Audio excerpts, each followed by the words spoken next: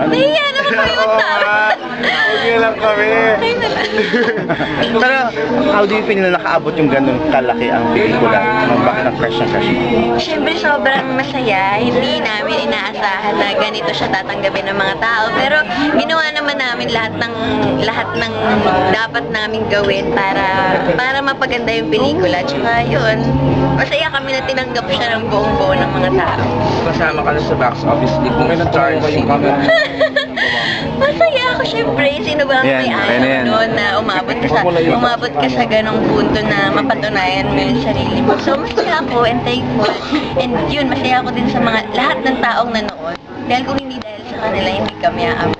After mo ma-discover na, Babay lang ako. Sorry. Mwah. Bye.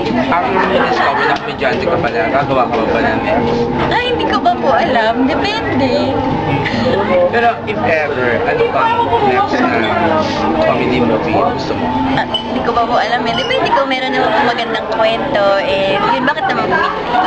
Pero Kim, nagdalawang isip ka ba to accept kasi parang hindi ka kampante na mag-comedy? Una, kasi parang kaya ko pang mag-comedy. Parang ang alam ko lang mag-drama, umiyak, ganyan. Pero sabi nila bakit hindi ko daw subukan.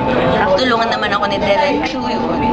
Si Yan, first, kumaka sa movie yung dalawa talaga ni Kim, di ba? Parang ito yung make or break ng si Yan Kim sa atin. So how do you feel na ang mga supporters niyo hindi kayo iniwan?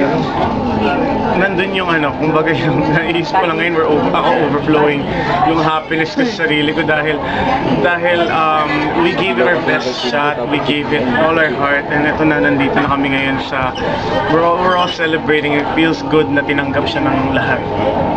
After ba ng movie, anong next ng project ninyo? Kasi syempre, yung dapat pag kumagad ba na sana kayo magkasama. So after ng movie ba, meron ba kayong gagawin next serie or another project? Anong gagawin niyo sa story?